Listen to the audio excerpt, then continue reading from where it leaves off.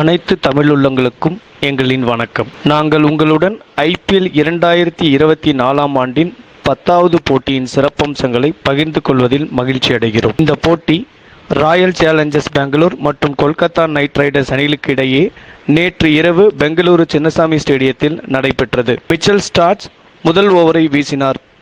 கோலியும் Faf to பிளஸியும் முதல் ஓவரை விளாசினார்கள். அதற்கு அடுத்த ஓவரிலேயே வீழ்ந்தார் ஃபாஃப் டு பிளஸி. அவர் விக்கெட்டிற்கு பிறகு விராட் கோலியும் கேமரின் கிரீனும் இணைந்து ஒரு நிலையான தொடக்கத்தை தந்தார்கள். RCB பவர் பிளேயில் 61 ரன்களை கடந்தது.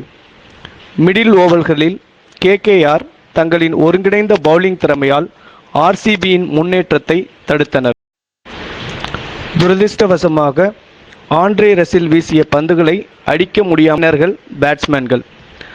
ரசல் கேமரூன் கிரீன் விக்கெட்டை வீழ்த்தினார். அதற்கு பிறகு ஜோடி சேர்ந்த மேக்ஸ்வெல் மற்றும் கோலி வருண் சக்கரவர்த்தி ஓவரில் 20 ரன்கள் வரை விளாசினார். இருப்பினும் ஸ்டார்க்ஸ், ரசல் மற்றும் ஹர்ஷித் ஆகியோர் கடைசியாக 3 ஓவர்கள் வீசி 18 பந்துகளில் 19 ரன்களை மட்டுமே விட்டுக் கொடுத்தனர்.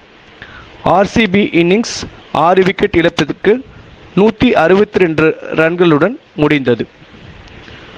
அடுத்து களமிறங்கிய நைட் ரைடர்ஸ் அணியின் பேட்ஸ்மேன் சுனில் நரைன் 22 பந்துகளில் 47 ரன்களை விளாசினார்.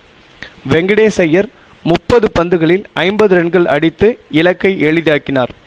இறுதியாக 16.5 ஓவரில் நைட் ரைடர்ஸ் அணி 7 விக்கெட் வித்தியாசத்தில் வெற்றி பெற்றது.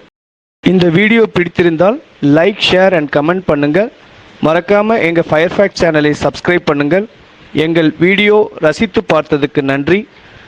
அடுத்து மீண்டும் உங்களை வேறொரு வீடியோவில் சந்திக்கும் வரை நன்றி கூறி விடைபெறுகிறோம். நன்றி.